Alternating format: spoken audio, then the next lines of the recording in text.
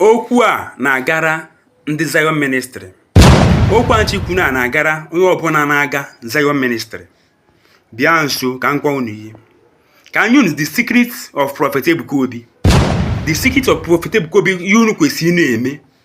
Ọ bụrụ na unu achọ ka the ministry of that Prophet Ebuka Obi daa. Yes, ọ bụrụ na unu achọ ka that ministry Prophet Ebuka Obi Zion Ministry, ọ bụrụ na achọ ka ọ daa, come let me tell you people. Because when some things unu adịghị emete. When some certain things unu kwesịrị na-eme, but unu adịghị eme ya. Yes, this ministry, if you na good is that if you know prophet, onwe prophet na-eti onwe n'ekpere, rather a na-eti their members n'ekpere. Yes, so no prophet, onwe prophet no go to say obe ekpere ma gbasara onwe, rather onye ekpere gbasara ndị member. Okwu a na-egosi na ya unu kwesịrị ndị Zion ministry niile, unu kwesịrị na-eti Prophet Ebuka Obi n'ekpere. Yes, unu kwesịrị na-eti n'ekpere because mgba a na-agba n'isi this man abụrụ obere ihe. Mgba people na-agba ka epuluo his ministry down abụrụ obere ihe. Yes, nkwu njikwa anyị na-abụ n'afọ na this social media na anyị nọkwa n'ime. Many bloggers are posting themselves now the way people, their members, get support. It will never be possible.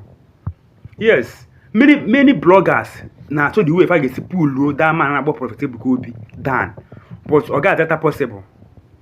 Couldn't go now for more about Prophet Ebuka Obi no also say pastors also prophet magro. Emo fu abura no eme nke abura no kefe Prophet Ebuka Obi megro.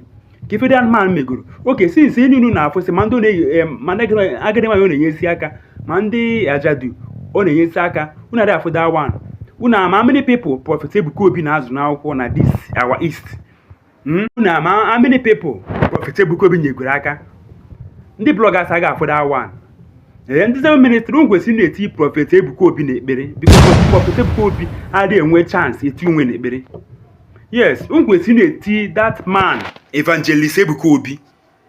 Yes, unu kwesịrị na-eti n'ekpere because many people they are fighting to pull that man down. They are fighting to pull him down. Okay, Prophet Ebuka Obi bidoro his ministry 10 years ago. Prophet Ebuka Obi nọ na Abacha na-ata afọ ite na-eme like this. Onwe onye fụrụ ya. Prophet Ebuka Obi nọ na Abacha. One small church one oge ọkwa na adịkwa that side. Ọkwa dị adị ya. On that place, na Abacha that place, na-ata afọ na-preach. Na-abụ kịta ministry go up. And now fight to pull him down. People now find fault in different places in order to pull him down. Yes, share this video ka o ruo Prophet Ebuka Obi ntị. Ka o ruo his members ntị. Ndị members unu kwesịrị na-eti Prophet Ebuka Obi n'ekpere because Prophet Ebuka Obi adịghị enwe chance eti onwe ya n'ekpere. Unu kwesịrị na-eti because ihe people na plan in order to pull him down. In order to pull him down, oge Prophet Ebuka Obi bido ministry ọfụrụ. Oge bido ministry ọfụrụ na-ata afọ na-egro ministry. Kịta ogoro ministry ya, people na-atụzi ka to pull him down. Prophet Ebuka Obi, you must surely reap the fruit of your labor. Yes, I need our sins. So it's now for you to enjoy it. Because people are planning to pull you down, but it will never be possible. Don't share this video. Go run Zion Ministry. Go to Prophet Ebuka Obi. Go for a brief moment at the room. Zion Ministry. Thanks for watching.